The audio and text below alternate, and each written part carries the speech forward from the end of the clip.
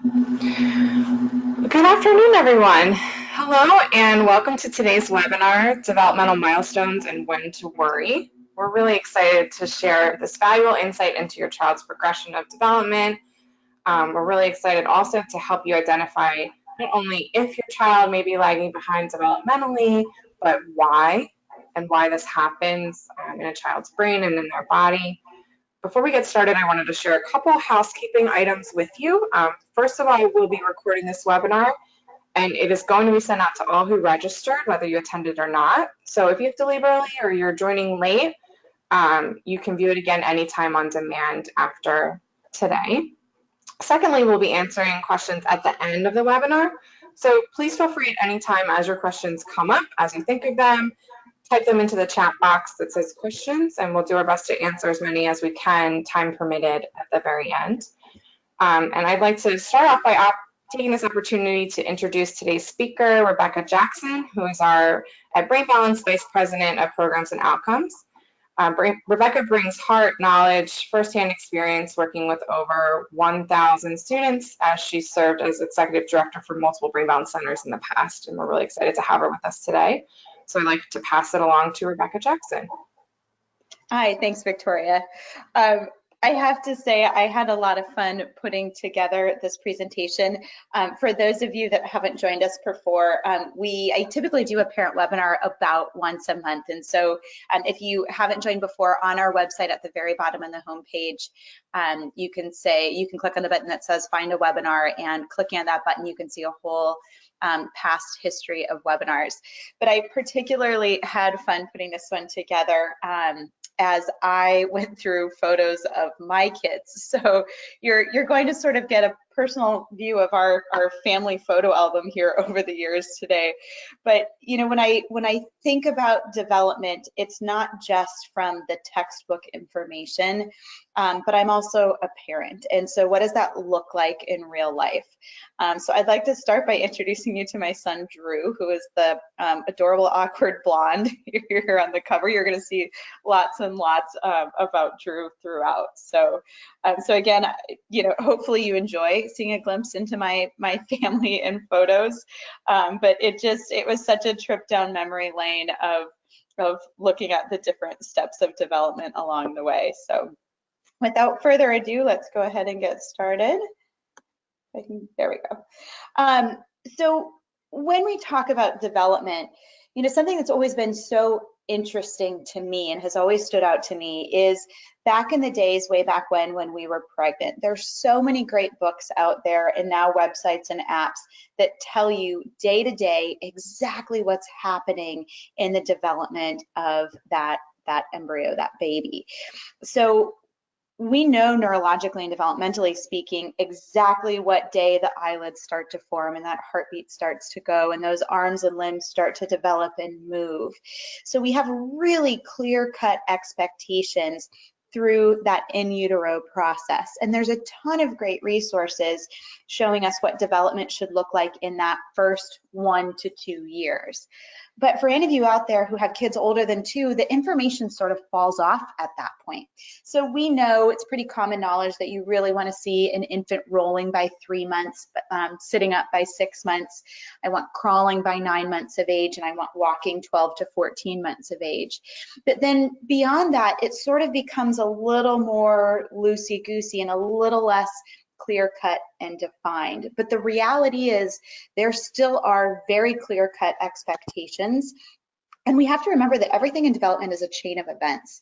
And so if you picture building a house, you don't start with the roof. You need the foundation, you need the studs and joists and walls for, I don't really know my construction terms, that's maybe a bad analogy.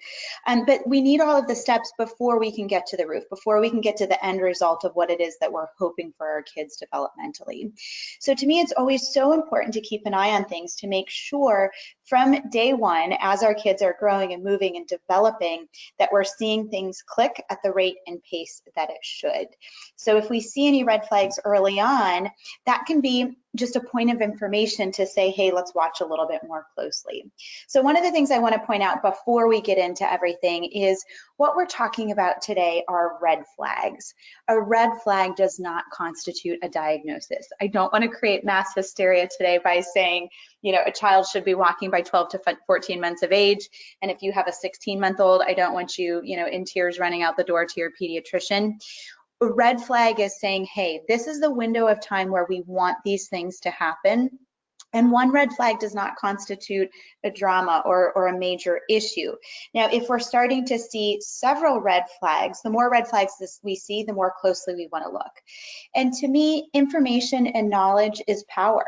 And so we want to know and understand as much as we can about our kids so we know where things are at. And it's interesting, where over the years, what I've observed through professionals as well as friends and family members is, as a mom, we pick up on things on our kids. We watch our kids, we compare our kids to others, whether we mean to or not. It's that natural mom instinct.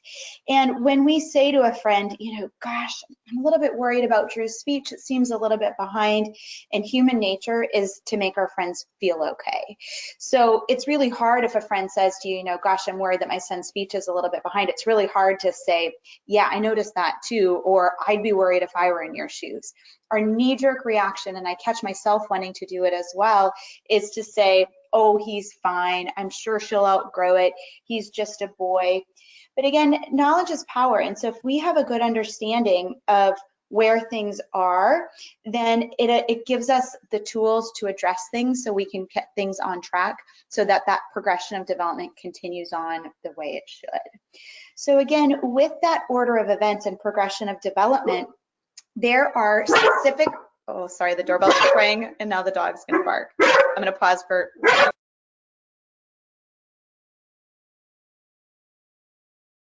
The joys of working from home. Meet Gus. You'll see a photo of him later. So again, there's certain events that are supposed to happen at certain windows of time. So for example, all babies go through a phase where they put things in their mouth. And this is actually a very important developmental phase. Babies learn texture and hard and soft by putting things in their mouth. And so I love this picture of Drew with a Christmas tree. You can just see by the look on his face that he's wanting to grab that ornament off of Grandpa's tree. And you know, at that age, the first thing that he's going to do is put it directly in his mouth. He's supposed to do that at that age. So if he bites down on his own hand, he feels that it hurts. So that's how he starts to realize that's self versus non-self. When he puts that felt ornament in his mouth, he realizes that that's a funky texture and he can bite on it and it doesn't hurt himself. So again, all kids go through these phases and stages, but they should happen at a very particular window. I had a friend who called me in a mad panic because her child was flapping. She had both arms, and when she would get excited, she would wave those arms up and down. So she was just devastated and super upset, saying, oh my gosh, what if my child has autism? Well, her baby was 6 months old. All babies are supposed to do that at 6 months of age. We don't wave. We don't have the ability to stop moving one side and only move the other until the baby is a little bit older. So again, all babies go through a phase of stuttering, of putting things in their mouth, the terrible twos and meltdowns. We want to make sure that your child is going through the correct stage at the correct window of time, because again, everything is a progression of events. And so we want to see that these things are happening in the right time frame.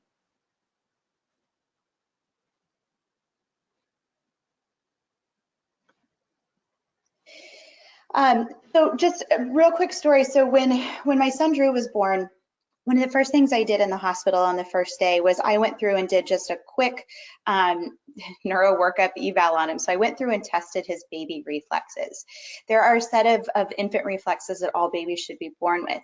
And right away, I saw that Drew did not have his palmar grasp reflex. So again, this is a reflex that should be present at birth. When you touch the infant's hand, they do that tight, sweet grip on your finger. Drew didn't have that reaction and response at all. I wasn't upset by this. This was just simply like, oh gosh, we should see this, and we don't. And so as I mentioned it to his pediatrician, the response that I got was, oh mom, just relax and enjoy your baby. He's fine, relax, everything's okay. So again, I wasn't upset by it. To me, it was knowledge. And if I knew that that was an area that Drew was behind in, that gave me information of what I could do to get things on track for him. So by the time Drew was school age, he wasn't going to be behind and struggling in anything. And if you know your progression of events, you know that development and those steps and stages.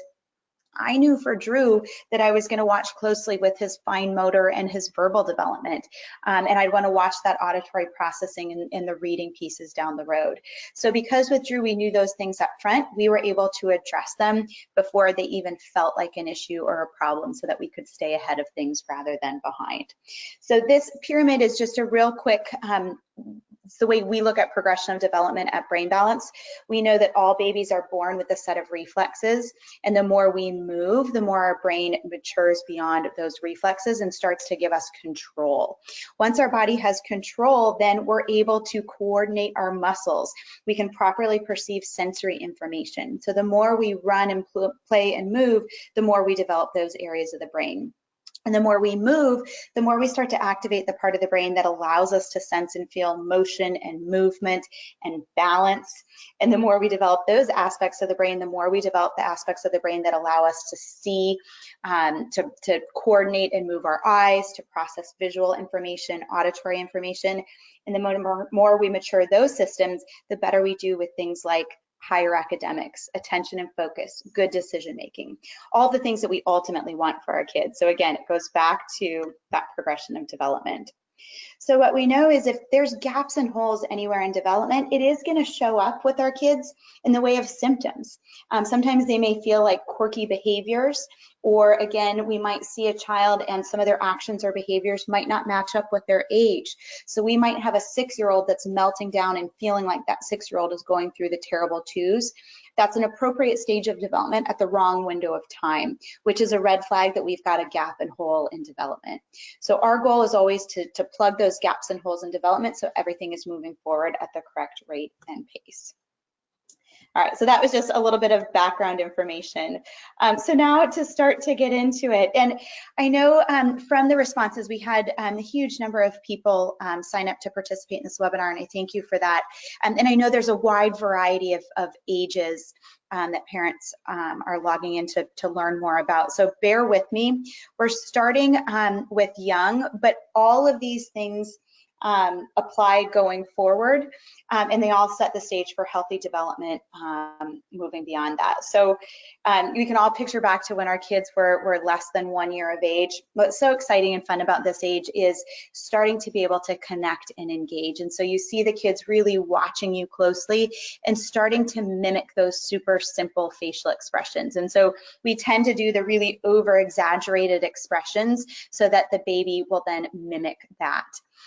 It's normal for a baby to display separation anxiety. We often see that peaking right around 9 months of age. So that's a normal part of development in that first year. And while the baby doesn't have the ability, fast enough processing speed to understand language, they hear tone. So again, our instinct as parents and caregivers is to over exaggerate. So doing that high pitched happy tone or that stern no, we do that instinctually because it's those tones, exaggerated facial expressions that infants of that age start to recognize. And I want to see by 1 year of age, I want to see that infant having 2 to 5 words, and they don't need to be perfectly enunciated. Often starting with dada and mama. My daughter's first word was quack. But just from an awful song that we sang every time she cried in the car. We want to see that engagement. We want to see that start to be mimicking, and we want to start to see that formation of simple language. So at 1 year of age, a red flag for me is the child not having those 3 to 5 words. Again, I saw that with our son Drew. His language was a few months behind. And again, everyone around me was saying, no, it's fine, don't worry about it. But by us being aware and recognizing it, it allowed us to identify it and put action steps in place to get him caught up and back on track. One of the next things that we're going to see in that 1 to 2 years of age is that starting to show independence.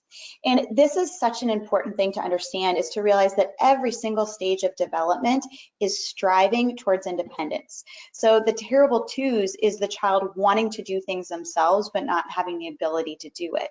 The strife in those middle school and teenage years, again, is the kids striving for independence, striving to be able to do things themselves, whether or not they actually have the maturity to do that. And it's also really important to understand that every stage of development has both positive and negative behaviors. And some of those negative behaviors are that self-exploration, those pushing boundaries, and that striving towards independence. And so negative behaviors, while they may give you a headache and may want to make you go to bed early at night or put the kids to bed early at night. Negative behaviors are an okay typical part of development, as long as it's in the right age and time frame and within reason. So 1 to 2 years of age, we want to see that a child is gaining about 15 new words per month. Kids do start to respond and have the ability to understand simple requests like no, or you can play roll the ball back and forth. You should be able to point to an object and say, go bring mommy the ball. So those simple verbal requests. And I want to see at 1 to 2 years of age that a child is able to sit and listen, even if it's just a quick story or board book, that ability to engage and connect in small increments of time. And again, starting to see that strive for independence. A red flag of development in that 1 to 2 years of age is the lack of social engagement. So here you see my niece Anna at a wedding. She's being cute and funny, and she's wanting to see that her dad is noticing that. So you can see that look of social engagement with her, if she's watching for that reaction, which is exactly what we want to see. Now, on the disrupted sleep patterns, what's interesting to understand with sleep is often a factor to our body's kind of stress response and our body's fight or flight system. So every infant is born with a very, very immature fight or flight system, meaning it doesn't take much to trigger that fight or flight response. So if you picture a brand new baby when they first come out, they're kicking and screaming and crying, and they've got rapid breathing and rapid heart rate. Their body is in that fight or flight mode. And then when the baby calms to go to sleep, it calms that fight or flight system so they're able to relax. But a loud noise or a bump or a startle, and you'll see that baby's body kind of extend out or kind of flail out and then try to relax again. So the more the child matures, then the more we're going to start to see those sleep patterns stretch into deeper sleep that lasts longer.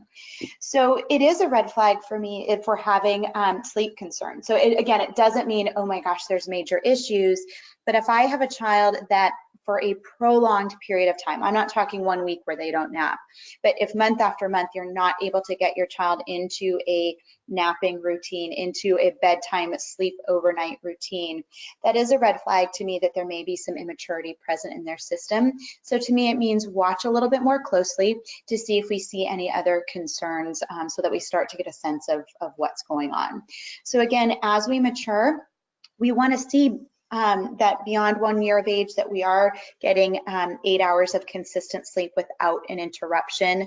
And a child that young needs to sleep more like 12 hours at a night. But again, we want to see 8 hours straight through by this age. There should be a healthy nap where they can fall asleep and sleep for a few hours. Typically at this age, they're doing 1 afternoon nap and not the 2 daily naps. But a sleep routine is a healthy sleep routine is a healthy sign of development.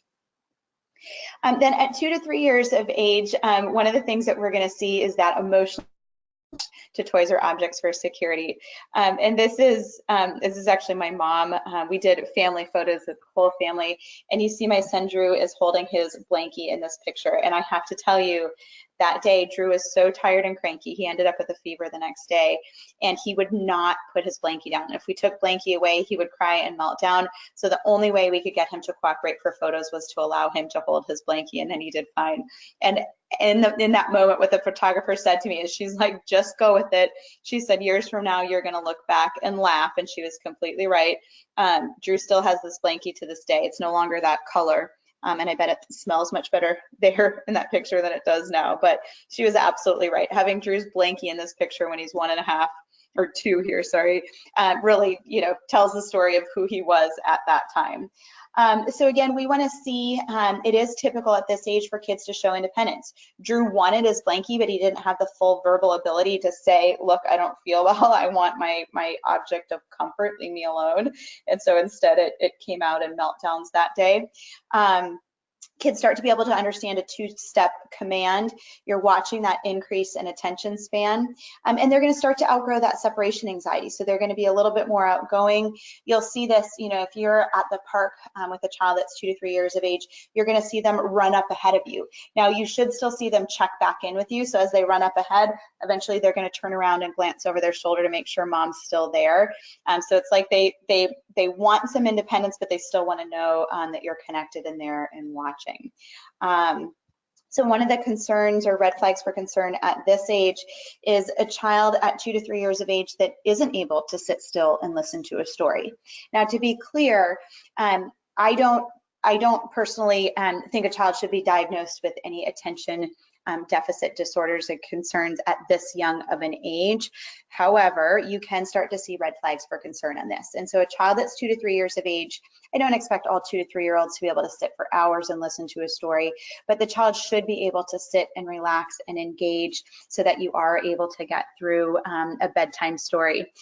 So the child that just constantly needs to be on the go, that to me is a red flag for attention if they're not able to sit and engage long enough to listen to a story.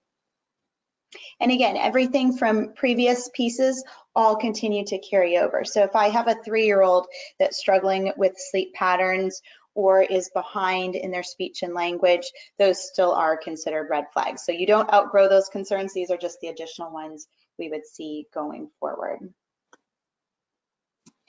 3 to 4 years of age, there's a lot to do with social interaction at this age. So what we're going to see in the younger kids is they really start to do a lot of mimicking. And so, one of my favorite morning routines is to go to Starbucks. And so when my daughter was probably about 3 years old, she and her brother were playing and they pretended to drive through the Starbucks window to order a tea. And I realized that I probably go too much when my kids are playing Starbucks. But we really want to start to see that mimicking. And then we want to start to see play that starts to become more cooperative. So when we look at play and engagement, what parallel play is 2 kids that are playing next to each other, but not engaged with each other. So around 3 to 4 years of age, we're going to see a little bit of both. And so kids are going to be very much in their own world and doing what they want to do when they want to do it, but they're starting to become more and more aware of what's going on around them. So you can see in this picture, my daughter Morgan trying to feed a baby bottle to my son Drew, which clearly he's not really appreciating that, which, all these years later, not much has changed there in the sibling dynamics. But so you start to see as kids mature, they should become more connected and more aware and more engaged with the world around them. So the young child, the more immature child developmentally, is all about their own needs and their own wants. So as all of us mature, we become more aware of the needs and wants of others and interaction with others. You'll see at this age no sense of privacy, and so to have a 4-year-old running around in their house in their underwear is no big deal. You'll start to see the kids having an ability to be able to partially dress themselves. So you see here, Morgan dressed herself in a lovely tutu and dressed our patient tolerant dog, Ben, up as well. And vocab at this point should be high enough that you wouldn't be able to sit down and list out all of the words that your kids know. And you'll start to see the kids stringing several words together and an ability to feed themselves. They can feed themselves very messy at this age, but are starting to see an ability and again, more independence with those pieces. You're also at this age see a ton of asking questions. And being able to dress themselves. They're going to need help with things like shoelaces, and the shirt might end up backwards, but that ability to do, pull on underwear, pull on shorts, and starting to learn to take a little bit of responsibility. The preschool that my kids went to, I loved, they served lunch there, and they would have the kids pour water, they would have them clear their trays. Again, obviously messes happened as a result of that, but this is an age where we can start to create little bits of responsibility. So a red flag for me developmentally at that 3 to 4 years of age, especially 4, is where you're really seeing the child just doing that parallel play and not starting to connect and engage. So again, what you see here with Morgan and her friend is, with Morgan having the yellow hat on, she's playing with an older child there. And what you see Morgan doing is watching everything this older child is doing and doing exactly what she sees. So she's socially engaged by watching and mimicking that behavior. So she's aware of her and trying to copy those same patterns and behaviors. And then the girls with the tea party, again, there's some playing of make-believe and some interaction and passing the teapot back and forth and sharing. So especially by 4 years of age, we want to start to see those little glimmers of interactive play, not just in their own world. Development around 4 to 5 years of age, I really want to start to see that imagination kick in and show. It's interesting where, again, imagination is so much fun for our kids, and really in order for to give our kids an opportunity for imagination, we need to turn off the technology. And so giving our kids some time without tablets or devices or television is where there's an opportunity for imaginative play. And it's important to me that kids can use their imagination. That's a right brain developmental piece. So if I have a child, if I pick up a pen and say, this is a bunny, bunny goes hop, hop, hop, I want to see that a child can pretend. They can pretend that that pen is a bunny, even though literally it's not. And so that's often a piece that I've enjoyed watching emerge at Brain Balance when we have a child, a younger child that we're working with that does have aspects of development that they're behind in. When we start to watch more of that imaginative play come out, that's a really fun and interesting and positive sign that that aspect of development is really starting to kick up. So again, we want to see the mimicking, the imitating. So you see Drew talking on his cell phone when he's a little bit younger there, and here you see him in a lovely costume. We're at Grandma and Grandpa's house for Christmas, and he's dressed up. Clearly, again, he dressed himself, which was appropriate, and you see, he missed a little bit, given the age, that's expected. But really starting to see more of that make-believe and fun play. We're also going to see sentences of 5 to 6 words, so much more complex in the way of language, being able to hear and repeat things. You could go through a photo book or a magazine and the kids would be able to name lots and lots of objects in there, or you could reverse it and you could say to the child, point to the airplane, point to the person that looks happy. So starting to be able to identify emotions as well as objects. Now, one of the things that to me would be a red flag for concern at this age is another thing that starts to kick in this age is shifting from gross motor, large body activities and actions, into fine motor. So around 4 years of age is when fine motor development should start to take off. And when that starts to take off, you know that because the child will start to gravitate towards smaller objects. So here you can see Morgan for her 4th birthday was gifted a set of teeny tiny little princesses, and these for the next year were her absolute favorite thing, and she always had 1 or 2 of them with her. Is she loved those teeny tiny little princesses and toys. Kids at this age will start to enjoy playing with the smaller Matchbox cars, and so Drew went from pushing the big dump trucks around to again liking those small cars. He didn't like them before he was ready to play with them because he didn't have the ability to manipulate and move those smaller cars. And so watching a child start to gravitate and start to enjoy playing with coloring, with Matchbox cars, with the larger Legos, with smaller toys, that's an indication that that left brain fine motor is starting to kick in. We should also see the child wanting to do lots of coloring at this age. And again, the child at 4 years of age, if they're not wanting to color and they're still playing with the larger toys, that is a red flag to me that that fine motor isn't kicking in the way we ideally would like it to be around 4 years of age. So again, 4 to 5 years of age, I want to see fine motor kicking in. I want to see imaginative play. So I want to see the kids playing dress up, playing make-believe, playing with those smaller toys. I also think it's really important to point out at this age, all kids are attracted to fancy and glittery and shiny and bright. And so we can see both boys and girls wanting to mimic mom, especially if mom is the primary caregiver. It's not unusual for a boy to want to put on the princess dress-up clothes and clomp around the house in the high heels. Kids at this age are going to, again, mimic what they see a lot of, and they're going to be attracted to fancy and pretty. So that is not a gender piece, that is a developmental piece at this younger age. At 5 to 6 years of age, so picture those kindergarten years for this is such an interesting time developmentally because, again, remember how as we mature, we start to have more coordination and body movements. We start to become less concerned with our own needs and wants and start to become more aware of others.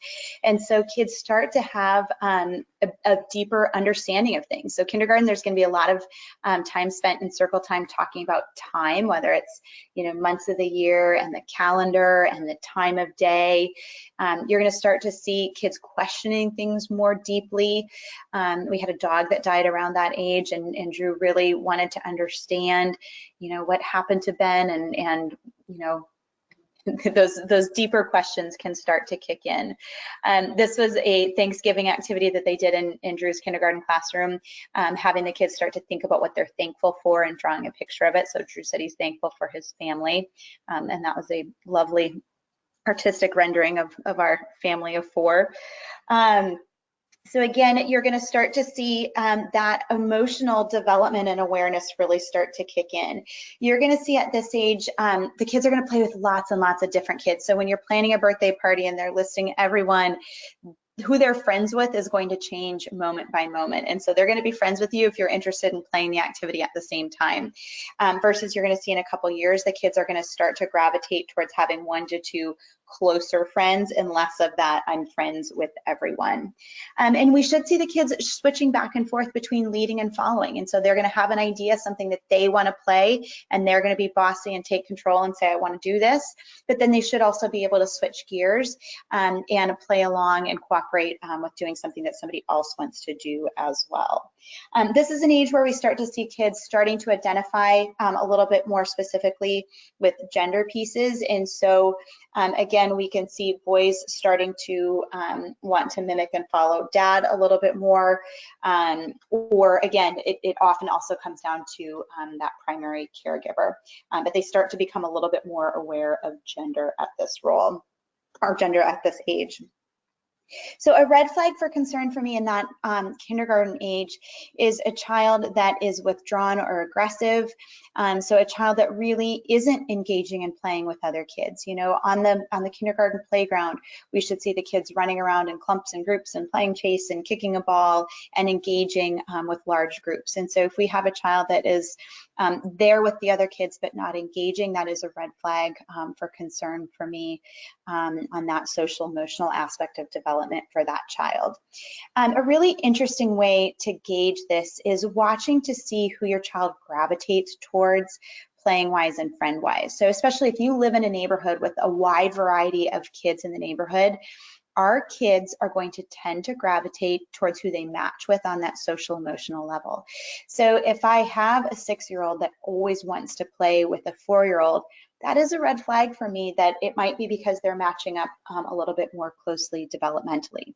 So oftentimes we're going to see a child that if there's some gaps and holes in development, that child may tend to gravitate towards playing with kids significantly older and kids a little bit younger. And what we see is the older kids tend to be more patient and more forgiving.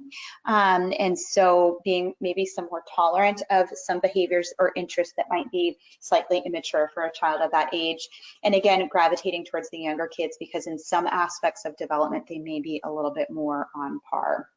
And so watching who your child gravitates to. Now, if you only have younger kids in the neighborhood, that does not mean there's developmental concerns. When options are there with all ages, it's watching to see who your child tends to gravitate towards and play well with. Around 6 to 7 years of age, this is a very cocky time. And I remember years ago before I had kids, two boys that I knew, I remember watching them and just thinking, oh man, those two are so full of it, not understanding that all 6 and 7 year olds should be full of it. All of them should think they're awesome and the best at everything that they do and the fastest and the best soccer player. It's a very confident age.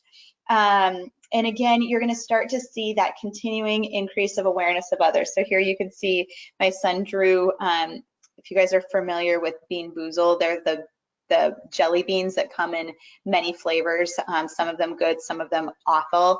And so this is our Uncle Skip eating an awful jelly bean. And so Drew's watching his face to see if it's a good flavor or a bad flavor.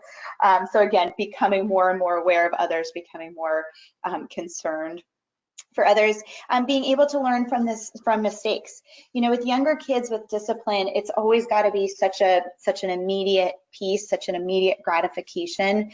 But as we're starting to hit that first grade age, we can have deeper conversations to talk about, you know, why they did what they did and why that's a problem. So maybe they said something on the playground that was hurtful from somebody else.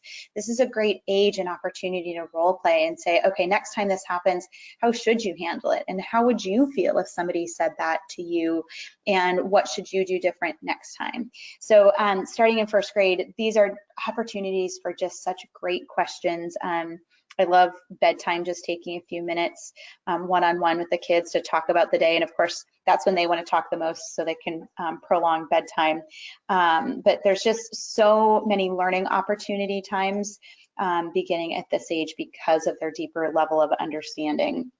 They can tell a complicated story, and so they can tell you, you know, what happened at the day at school. They should start to have an ability to sequence. So they're not just telling you about their day, but they're telling you about a story or their day in order. So if they watched a show and they're telling you about that story, you should be able to follow along and make sense of what they're saying. A red flag for concern at this age is the child that's overly friendly. So this is our dog Gus, and this is Gus kissing Drew's face, which I love dogs. I don't love dog kisses.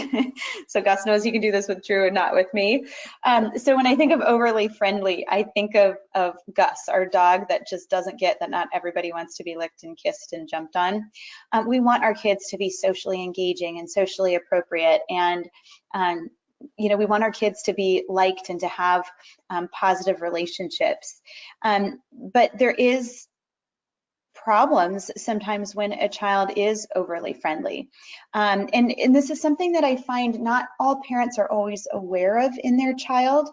And sometimes, you know, people are quite proud of the fact that their kids are very social and outgoing. And absolutely, it's great to have a social and outgoing child. But by that first, second grade age, kids should start to know boundaries. And so for a 7-year-old to hug a friend goodbye is appropriate. For a 7-year-old to hug somebody they don't know is not what's expected at this age. And so we do, as we mature and develop, we start to develop inhibition and awareness. And so I wouldn't expect, you know, a 10-year-old to run up to somebody in the grocery store and hug a stranger. And so we need to remember that while a 2- and 3-year-old, a younger child, may do that, and that's okay, as the kids age and mature, we should start to know some boundaries. Things like personal space, being able to read those social cues to see that you're rolling your eyes and you don't want me in your personal space right now. And there's no such thing as a stranger is not what we want from this age. We do want kids to be aware of that's somebody I don't know well, and so I should ease into this interaction and not go at it full gas. So that overly friendly and no sense of stranger danger, that actually is a red flag to me at 7 years of age and beyond. 7 to 8 years of age, we're going to start to see an increase in responsibility. So this is Morgan with her first pet, Jingles. We did do a guinea pig, and the guinea pig did stink, but he was really cute. But this is a great age to start to develop responsibility. So Morgan needed to clean the cage. I would clean it with her because the mess she made cleaning the cage was bigger than the mess of the cage. But for her to be the one responsible for making sure that he had fresh food and water every day, and on Saturday mornings, cleaning the cage and making sure that he got love and exercise. So 7 to 8 years of age, find opportunity to find some fun responsibility for your kids. Knock knock jokes become a huge thing at this age, for better or worse. I think my husband and I had a period where if we heard another knock knock joke, we wanted to scream. It doesn't mean that all kids will be funny at this age, but they understand the concept of a joke. They might miss in what they find funny, but they enjoy the joke books and telling jokes. You start them to see, starting to begin to understand some moral distinctions and judgments. And so the difference between right or wrong. You'll see if they're out playing with the neighborhood kids, they can get really upset about what's fair and not fair at this age, because they realize that's the rule and you broke it, or it's my turn, or you've gone more. So you'll start to see kids becoming very, very passionate about what's fair and not fair. You start to see an increased ability for the kids to concentrate, for them to be able to reason. So 7 to 8 years of age, we're going to get more in the way of manipulation. And so, Mom, I want to have a friend over, and let me tell you why today is a great day for it. Manipulation is an interesting thing. It takes a level of awareness and intelligence to do it. And so, again, we want to make sure it's dealt with and handled in a healthy form and fashion, but that takes understanding for the kids to be able to do that. 7 to 8 years of age in school, you're going to start to see much more in the way of writing full sentences rather than just 1 or 2 spelling words here and there. Increased ability with math. You're also going to see at 7 to 8 years of age, there's starting to be an increase in self-awareness. And so again, part of development is developing inhibition. And so the very young child has no inhibition. They're going to run around the house in the neighborhood naked and they don't care. They're going to sing out loud. They're going to dance anywhere. And then as the child gets older, we start to see some inhibition forming. So now I want to make sure that I put on a shirt before I go outside, and I'm not going to just stand in a grocery store and sing and dance. That is a normal part of development. And in fact, inhibition develops into inhibiting thoughts from coming out of my mouth at the wrong time. It inhibits me reaching out and punching my brother when I shouldn't. So developing inhibition goes along with developing higher level executive function pieces. So that development of inhibition, that increase in self-consciousness, is a very positive thing at this age. A developmental red flag at 7 to 8 years of age is going to be a lot of homework. So by 7 to 8 years of age, we're in that 2nd to 3rd grade range, and we should see kids being able to learn and retain information. So a big red flag for me at this age is a child that needs excessive repetition to get something to stick. So for example, if you're working on something with your child, let's say it's a spelling list, and you work on it till they have it, and then they go to school the next day and they bomb the spelling test. If you're seeing that you're needing to spend more time than their peers, or you work on something, they've got it, you sit down to do it again the next day and it's like they've never seen that before. That to me is a red flag developmentally from the learning perspective. And it's an interesting piece where our academics have changed since we were young. When we were young, kindergarten, 1st, 2nd grade, a traditional curriculum was a left brain curriculum based in memory and repetition. So many of our states and school districts across the country are now doing what's called a Common Core curriculum, where there's a bigger emphasis not just in the memory work, but in the understanding why. And we really start to see a gap in learning happening around that 3rd grade year. So to understand why, the high overview comprehension takes a strong right brain, and to memorize things takes a strong left brain.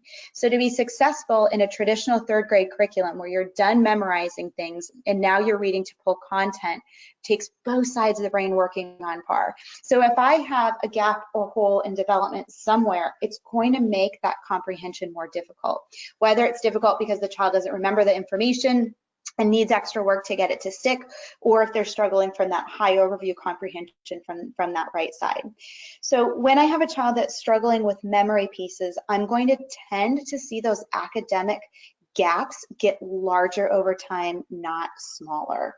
So the sooner we catch this and the sooner we can get things in place and change how the brain is taking in and receiving and retaining information, the better. But third grade can be a really telling year of if we're really starting to see things gap out, we really want to take a look at how the brain's taking in information and why. I don't expect a child this young to need tutoring. And while there's absolutely a time and place for tutoring and lots of great tutoring places out there, I first want to know, is there a problem with how the child is seeing the information, how they hear it, how they're retaining it? Because if I spend more time practicing something that they're struggling with, and the true issue is that it's an issue of attention and focus, or their eyes aren't tracking appropriately, or their memory is weaker than what it should be, then doing the same thing over and over isn't always going to solve the problem.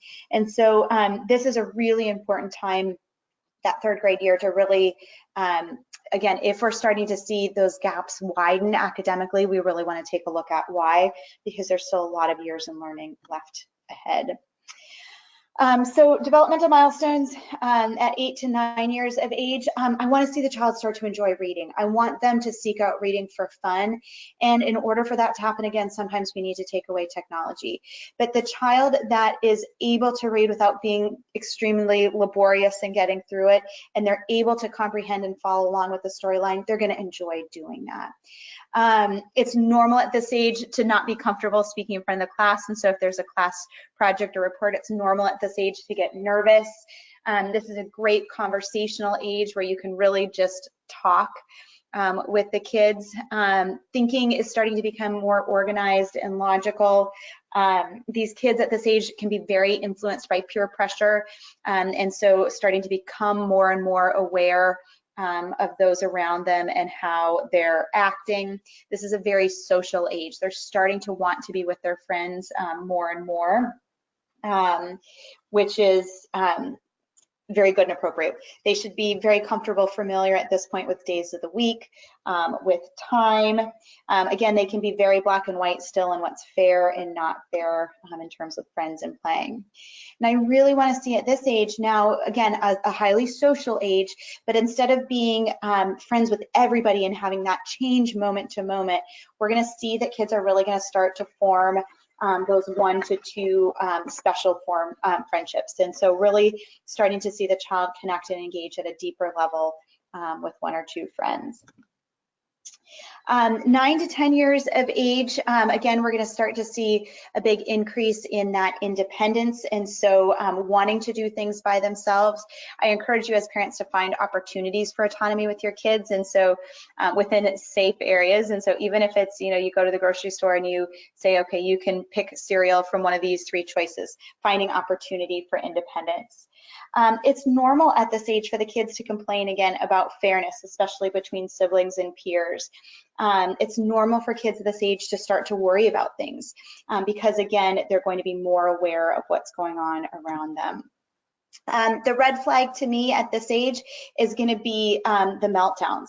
It's such an interesting thing to watch as the kids get older and more mature, being more aware of melting down in private. And so if they're upset, wanting to go off and cry in their room or going to go off someplace private. So if we're in that 8, 9, 10 years of age and we have a child that's still melting down around their peers, that's a red flag that they're not able to control things as much. So again, a red flag for immaturity, for seeing more in the way of public meltdowns. By this time, unless it's something major like a fall or a broken bone, kids at this age are really going to want to be more private on those things. 10 to 11 years of age, we're going to see the kids really wanting to be more mature. So my daughter, before going into middle school, it was a big deal. She wanted to get her ears pierced. She started to become more aware of how she was doing her hair. Now she's still okay with going and hanging out with friends with messy hair at this age, but is starting to become a little bit more aware of those things. We see kids having a really broad scope of interests and things that they want to do and try. They can start to become a little bit more goal-oriented. And starting to develop better coping mechanisms. And so if they're having a tough time in school, putting a plan in place, or if they're, wanting to level up in soccer, being willing to put in the extra work in order to get there. So starting to become more goal-oriented and have the ability to carry it through. Developmental red flag here is that lack of self-awareness. This unfortunate photo, we were skiing and we were going to walk to the hot tub from the condo. So clearly my son at this age could care less what he put on to wear in front of other people. So at this age, we want to start to see a little bit more awareness of how they align with their peers. And so a child that still thinks that they're the best one on the soccer team, even if they're not, or still thinks that they're the fastest when they're not. Again, at this age, kids still aren't going to care about messy hair or body odor, things of that nature. As they start to get older, they will become more and more and care more about that. But that misperception of how they align with peers and that unawareness. So Drew knew he was dressed ridiculously. He didn't care, but he at least knew. Developmental milestone around 11 to 12 years of age. Again, we're going to get that pushing of boundaries all over again. So really trying to establish some autonomy, some independence. We're going to start to see some hormone pieces kick in, and so we can see a little more up and down with the emotional regulation. They should perform at a very high level at school at this point. They should really be living up to their ability where they want to do well and are willing to put in the work to do it. And again, at this age, there can be some concentration difficulties and they're distracted with really caring about friends and starting to become more aware, again, of things around them. A red flag at this age is going to be worries. It is normal at all age to have worries, but we shouldn't see that worry or anxiety interfering. This is a kids triathlon that our kids did, and right before the start of the race, both kids got super nervous. So this is a pouty nervous expression on Morgan's face. But it's not to the point of stopping her from doing things. So right before something, the first morning of middle school, driving to school, she got nervous, but she was able to get out and do it. And when we push kids past that point of fear gently, it's really a great opportunity to build that confidence. So she did it. She did fantastic and felt great about it afterwards. So a little bit of worry is okay. I don't want to see the worry or anxiety interfering with trying something new, with getting together with friends, with performance in school. Worry is okay. Worry to the extent of interfering with things is a red flag. 13 to 14 years of age, we're going to see taking on more responsibility at home, but that's only going to happen if we give opportunity for it and we push it. The kids will become much more socially expansive and aware, so this is a great time for volunteering. Last year we had some hurricanes in North Carolina, and so that was such a neat opportunity to be able to help our neighbors and people in our community around us. Again, we're going to see extremes in emotion. This is a volatile time with hormones kicking in and becoming more aware of dating and all that goes along with that. Kids will start to develop a bigger awareness of the future, start thinking about what they want to do when they grow up. It's normal for that to feel very daunting and overwhelming, but starting to be able to think about that and talk about that. And starting to develop more in the way of their own personal interests and abilities beyond just what we choose for the kids. This is a time where religious exploration and religious conversations can become very interesting, where you maybe raised your family and your kids in a particular way, and this is common at this age for the kids to question that, to want to learn more about other cultures and other religions, and maybe even do some pushback. They're wanting to think for themselves and make some of their own decisions at this point. A red flag for development here is going to be the isolation and falling further behind academically. So again, it's normal for all kids to worry. It's normal for some volatility and emotions, but when we start to see that interfering with activities, when kids are, again, this age, it's normal for them to want to be in their bedroom with their door closed, but they should still choose to spend time with family and want to spend time with friends. And so if that's not happening, that is a red flag for concern to watch more closely. We're also going to see in that 15 to 17-year-old range an increased interest and desire with dating. As that maturity comes up even more, we can actually see less conflict with parents, where again, you're at a point where you can have a conversation, you can reason. Kids are going to show more and more in the way of independence and responsibility. And I always like to approach things from the perspective of the mature, responsible child gets to earn these independent privileges. So if you want to have some independence with your peers, then I need to see good, mature, responsible behavior. Again, more defined work habits. I want to see kids at this age learning how to multitask. They should be able to be in a sports team and still get homework done. They should be able to have a job and get homework done. We need to teach our kids how to multitask. That's what life is going forward. And it's overwhelming if you've never done it before. And so teaching them and giving them the opportunity to learn time management, they should be able to do that. Again, it's going to take some learning and practice, but they should be capable of that at this age. So for me, a developmental red flag here is that inability to manage time, to multitask. I had a family several years back with brain balance, and the mom, this was, I believe, youngest of 3 kids that we worked with, and she told me she knew that there was a concern there because the older her child got, the more engaged and involved she had to become in school rather than the less. And so by middle school, our kids should be able to organize their folders. We shouldn't need to be connecting with every teacher on a regular basis. But the child that struggles with that organization and time management and the multitasking is going to need more assistance. And so we want to make sure that it's the kids becoming independent and we're not doing everything for them. If you're finding yourself needing to step in for your child to be successful, you need to hit the pause button because you're not always going to be there for them. And so is there a reason that they're needing more help? Is there some developmental immaturity there making things harder than what it should be? And what can we do to get things on track? So hopefully that was some good information, just beyond developmental expectations up until age 2. As parents, I believe it is our job to set our kids up to be successful. We want independent, productive members of society. We want well-rounded, happy kids that are able to engage, have relationships, have friendships, have a job, be self-sustaining, self-sufficient. We need to set our kids up to fly. And in order to do that, we want to give them all the tools they need for healthy development and then give them the opportunity to use those tools. So hopefully that was some helpful information. What we do at Brain Balance, if you ever have a child that you're concerned about, if you're seeing a few red flags in a couple different areas, we always start with an assessment.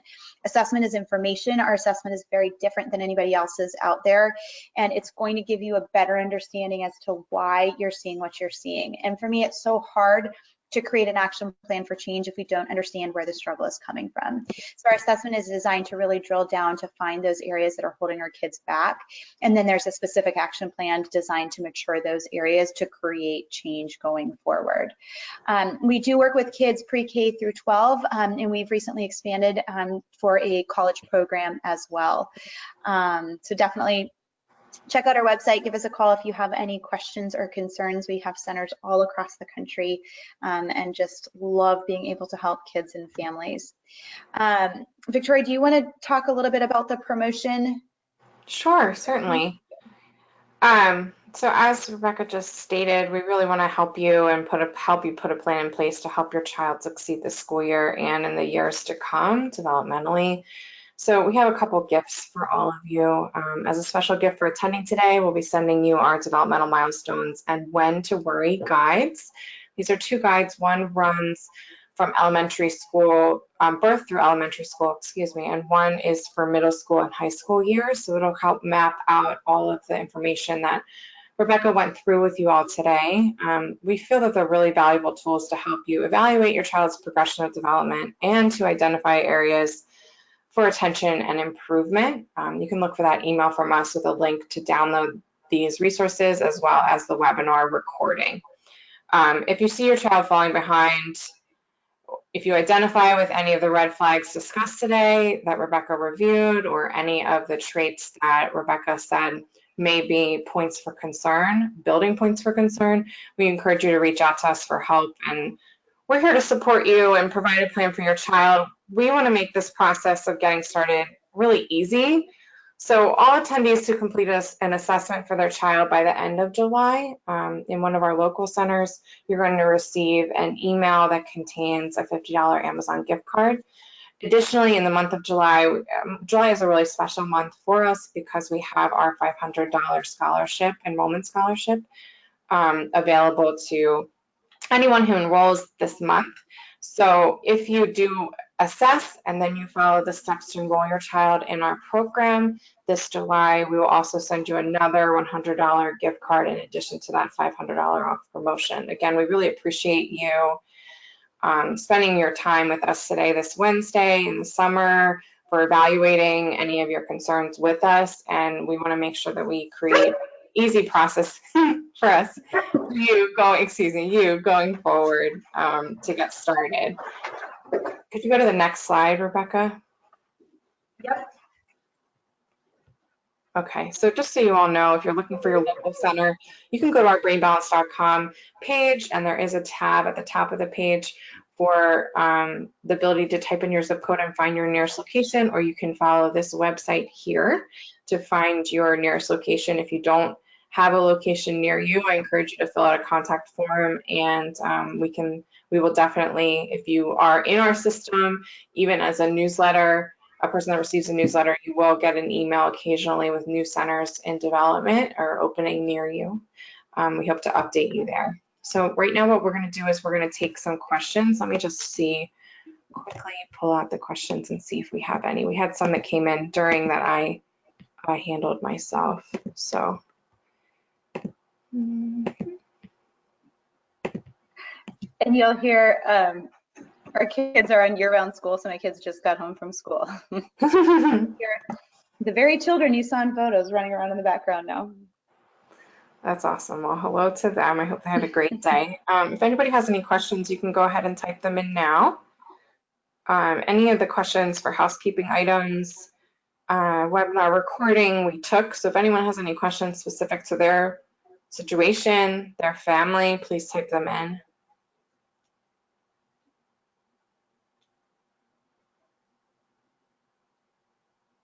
Okay.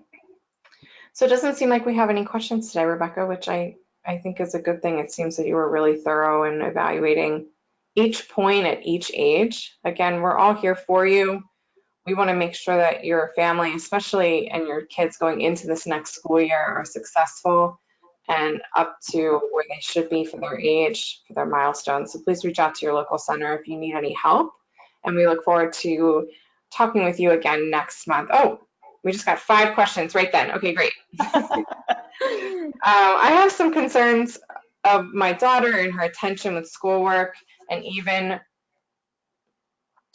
minor tasks at home. Is this an immediate red flag for memory, ADHD, ADD?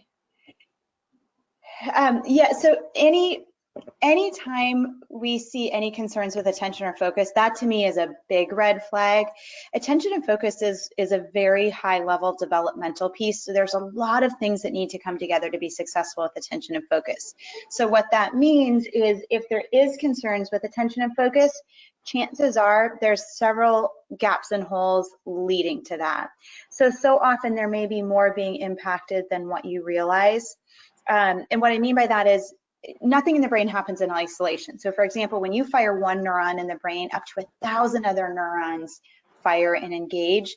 So if we have one part of the brain that's not engaging and functioning the way it's supposed to, it's going to impact surrounding areas. So one example of this is sensory processing. Kids that are highly reactive to sensory input at a young age, that's a red flag going forward. And kids will often outgrow or mature out of the sensory pieces, but what it matures into is often a struggle with attention and focus. And so that's a red flag that, hey, something's not developing at the rate and pace it should, and it can lead to other concerns down the road. So just because a child has a sensory sensitivity doesn't mean that they're going to have ADHD. However, when you look at the progression of events, the chain of events, and how different parts of the brain work and function together, that's something that we can see. So if you have any concerns at all with attention and focus, I would want to look more closely because they could have aspects of memory, of processing. Maybe that brain needs a little bit longer to absorb information, which is going to make it harder to follow along. Also, the child that struggles with attention and focus typically has a brain that's overworked. The brain is working harder than it should to keep up and follow along. So you're going to see more volatility, more up and down with behaviors, more good days, bad days, on days, off days with academics, behavior. We'll just see a little bit more in the way of up and down with things. Okay, great. Thank you so much. The next question is, we actually just got a bunch of questions. Does your program have 13 years old and older? Absolutely. You know, it used to be believed years ago that you only had until puberty to change the brain, and that is absolutely has been disproven. We can change the brain and make improvements at any age. The reality is I could go do brain balance at my age and still see things strengthening, improving, getting stronger, faster, more efficient. And in fact, sometimes our older kids make faster gains than some of our younger kids. Just because we're able to motivate and encourage and engage sometimes at an even better level. So absolutely, we see tremendous change with 13-year-olds. The biggest challenge at 13 is the kids are very much in a just leave me alone. I want to stay home and play video games, or I just want to hang out with my friends. But that's where our centers and our staff really excel. If you can get the 13-year-old to us, we can connect with them and engage and work with them so that they might grumble going to brain balance, but they'll have a good time and work hard and see great benefits once they're in center. The same person asked a follow-up question. Can you decipher between ADHD, OCD, and or sensory processing disorders? Yeah, so all three of those things are separate standalone diagnoses, but they do have some overlapping pieces. So when you look at OCD, obsessive compulsive disorder, that's a scenario where you're getting too much action. So you're getting repetition of thought or behavior. So there is a part of right brain that does break and impulse control. So it's normal. I heard rumble of thunder in the distance while we were talking. So it's normal for me to hear that and go, ooh, I hope we don't have a thunderstorm. But now all of a sudden, if I perseverate on that and I'm just thinking thunderstorm, thunderstorm, thunderstorm, and I can't move on from that, that's a red flag to me that the part of my brain that does break and impulse control isn't kicking in and doing what it's supposed to do. And so it can present in too much thought, too much action. So that tends to be related to, again, a particular area of right brain, but more importantly, there's gaps and holes in development that are leading to an immaturity in that. With ADHD, there can be a component of lack of impulse control with that as well, where you're getting too much action. Maybe the child is super fidgety, wiggly, more in the way of blurting answers out, less in the way of attention and focus. So you can see a couple similarities, but they are considered different separate pieces. And ADHD can present a couple different ways. There can be that inattentive, there can be lots of activity and motion. But again, in both of those cases, there's going to be struggle with attention and focus, struggle with some impulse control, and it's going to impact other things as well. With sensory processing, that's something that we typically see at younger ages, where again, our body takes in information and sends messages to our brain to process it. And so the child that feels things too much or too little, their brain is getting faulty information. And so their brain is not perceiving things the way it should.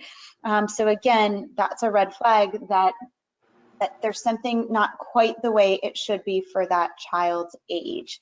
So to me, we can help at any age, but I always love the sooner we can get things in place for a child, the better, because of that chain of events. Awesome. Thank you so much. The next question is, my son has compulsive behaviors that I believe stem from anxiety. The doctor diagnosed him with ADHD. We've tried 3 different medication that all have tics. I believe that what she means by that is there's some associated the side effects. Different side effects from those medications. Have you worked with families who've decided to stop medication and found success with this holistic approach? Awesome question. Yeah, first and foremost, legally we can't engage in any conversations around medication. And so that is absolutely between you and your physician for deciding whether or not to continue with medication. Always our hope is to be able to get things in place, and so there's not a need to medicate to be successful going forward. But the timing of that and how you handle that, that is between you and your physician.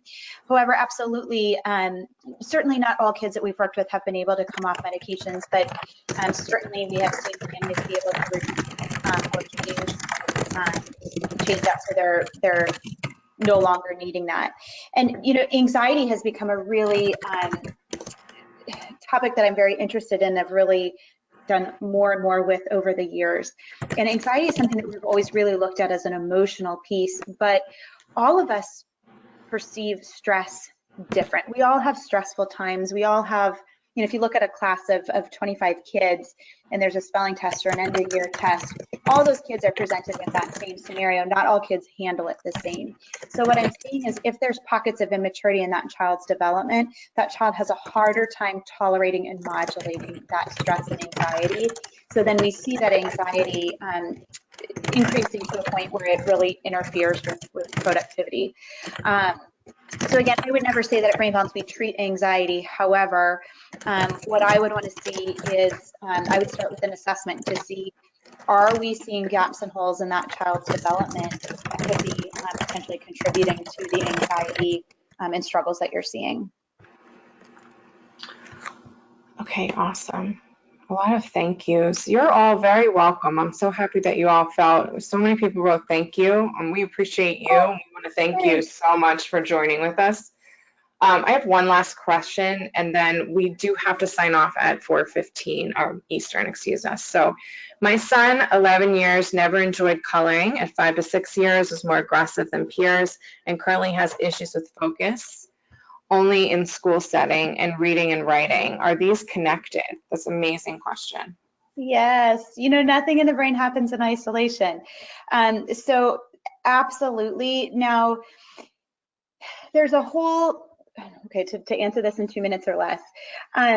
When you look at the order of development, we first need to develop our large muscles and our whole body coordination before we can develop smaller muscles and fine motor coordination. So the child that struggles with fine motor, that's a red flag to me that something prior to that didn't come together the way it was supposed to.